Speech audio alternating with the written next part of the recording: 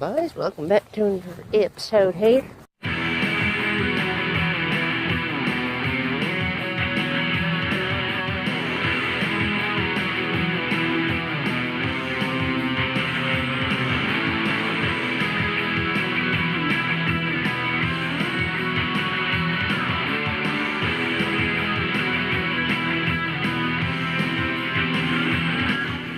Classic angling. We're about to go sleep. First cast. I'm right about now. That's a fish right there. Come on. Something's there. Something small. First cast. Little F1. Perfect. So today I'm going to teach you about how to snag. This is the beginner's guide to snagging. Super simple, as y'all know, but you know, so especially this video is mainly for beginner fishermen. I got a fish, guys, but I'm gonna talk while I fight this good one right here. So to start off, let's start off with gear. Golly, it's pulling. So, oh yeah, that's a good one. Okay, hello. We had like a 3-pounder on, but okay. So what you need. You need a good stout rod like this. Oh yeah, it's a 4. That's another 4-pounder. Okay, we're gonna land him over here. Second cast, guys. But anyway, the gear, you need a good stout rod, but honestly, any rod would work. As you can see, this stuff's doing the trick right here. 40-pound test and a 4-pounder on the bank. Oh yeah, look at that. Second cast. Hooked right inside there. More than likely that's what you're going to get most of the time when you're snagging these fish. And there we go. 4-pounder out of Greenways. Got mouth, guys. Oh wait, you can't see it. Yeah, I can't see him, never mind. But another 4-pounder out of Greenways, second cast. And what you do with these cold water fish, you take them like this, and you just throw them back. See, up.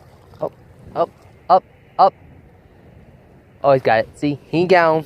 What you do there is you just gave him a head start to go out into the deep where they're all schooled up. And when you're snagging, you have to cast as far as you can with your good stout rod. Third cast in a row. And yeah, this is basically snagging, guys. You're catching pretty much fish cast after cast. Look at that goldfish. Goldfish, boys. And what you're using, you don't want to use the biggest, you don't want to use actual treble hooks if you're not keeping the fish, you're just releasing the fish like I am today. Use like large sizes of treble hooks that you would use for like catfish and stuff. So, anyway, so it's going back. Now I'm using here, which is actually tangled up around my rod, is I am using an umbrella rig with 2 large treble hooks on it. And by large, I mean like treble hooks that you would throw for like channel cats and bullheads and stuff. And those will work perfectly if you're catch and release snagging. Oh, God, another one. They're stacking that spot. They're a small one, but yeah, that's snagging for you guys. You can catch big fish, you can catch small fish. Like this is a nice little F1 hybrid between a crucian and a common carp here. Perfect, barely hooked. Very feisty when you hook them on bait and stuff. You hook them in the mouth, they jump and they kind of fight like, they're kind of like the smallmouth bass of the carp family. So there he goes.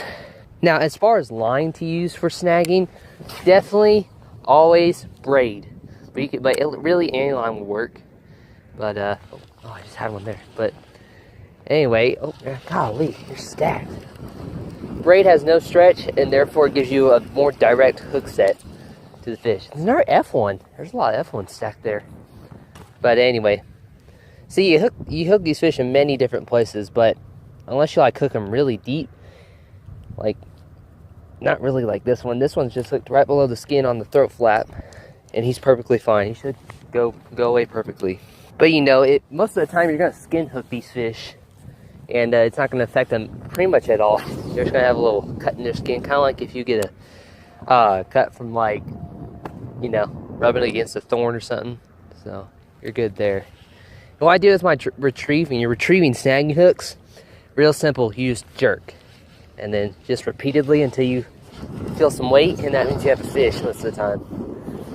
Or in my case, hang on, let's get this in. In my case, a stick. How perfect is that, guys?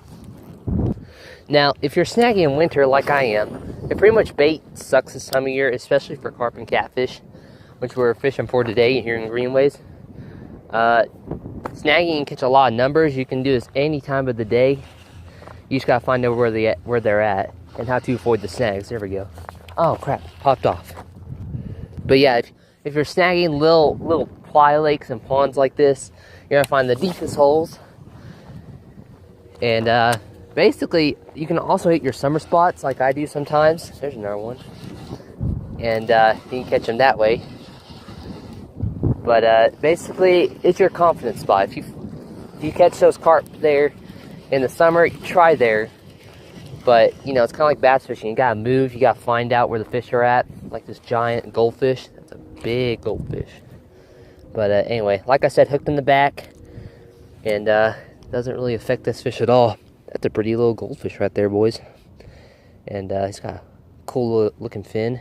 Those long fins right there. And he's gonna go back. But that's how simple it really is. You just cast out, start jerking, and you know, hook up with the fish. Now, last thing I would like to talk about is, you know, spare gear. What other things you need to bring? I bring a pair of pliers, and you always need a rag when you're. Oh God, he's still on. He's still on. Bring a rag, because these carp and catfish are really, really slimy. Even these goldfish are slimy, and you don't want to, you know, go around all day smelling like that. And here, actually, we're just gonna drop them back. And again, you can use small treble hooks, like smaller than these, but I like to use treble hooks with a wider gap because it allows you more room to take the hook out. Anyway, there are goldfish there. Oops, kind of dropped in the dirt there, but it'll be just fine. All right. But yeah, you definitely need a rag to wipe the slime off, and you need pliers. If you do, you know, hook a fish deep, you always want your hooks back, and so, so you're gonna have to have needle nose pliers to get those hooks out of that fish.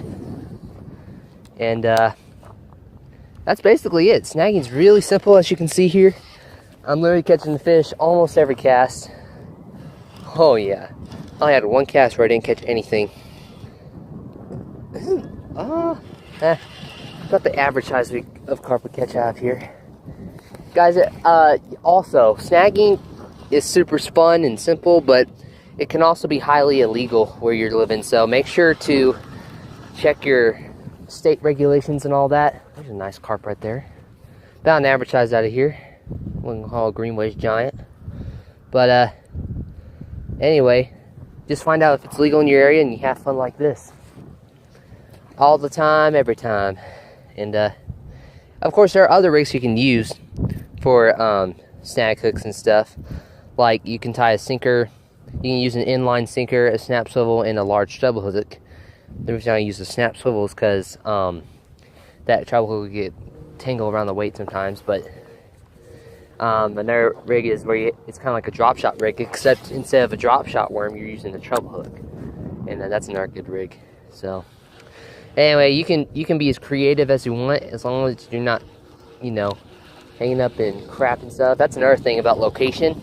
You want to fish away from all the crap, like the gunk and stuff over here, the little chairs and stuff. You want to fish away from that. Those bushes back there, no go. Those little fence posts and bushes right there, no. But yeah, open water right here. There's a deep hole right there. Because I, you know, just mapping them out, like, not mapping it out, but like figuring out the fall rate of your snag rig. You can count on the way down. And if you count a long time, that means it's deep. So, yeah. Oh, and occasionally you get some weed on your line. Guys, I basically have nothing else to say except you gotta try snagging. And this stuff really isn't expensive. I mean, I spent $40 on the 6.4 to 1 gear ratio, and for real, you have to. It's better to have a higher gear ratio, because you can really reel that fish in and drive that hook home like that.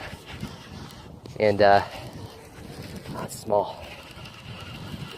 There's another common. But yeah, you don't have to spend too much money. You know, regular snagging hooks cost like 18 bucks for a pack of 12, I think is what I last heard. But these little treble hooks you can buy almost anywhere in any store, and just buy them by the dozen. So, and you can catch little fish like this. But you can also catch fish, big fish like that 4-pounder there. And that's it, guys. That's all I have as far as a beginner's guide to snagging. Just get out here with some treble hooks, a weight, an umbrella rig. You know, I say you have to have a stiff rod and a high-speed gear ratio reel, but really you can use any rod that you have, whether it's a shark rod or a little ice fishing rod. They both work perfectly. There's one. So, yeah, any rod will work. Oh, God, I don't think that's a fish. No, that's a snag. That's what I'm saying, guys. Getting a lot of snags. There's something out there in the middle there, which is not good, because I really want this umbrella rig back. There we go. And that's another thing with heavy line, 40-pound braid, you can really get this back. Perfect shape. But if you have like 10-pound stuff, just remember, fish away from everything that you could get your hook possibly stuck on. Unless it's like a fish, but other than that, just keep fishing, keep snagging. Oh, there's another one. And have a good time with it. Let me know in the comments below if you tried it and what I missed and stuff. You know, tell us about your snagging experience. I know I'm kind of new to this. I've only done this like a few weeks, but I figured out that's really, really simple fishing. Especially in the winter where fish aren't biting as much, you can make them bite with the snag rig. So, anyway, guys, that's all I have for you today. Thank you for watching another episode of Classic Angling. We'll see you next time.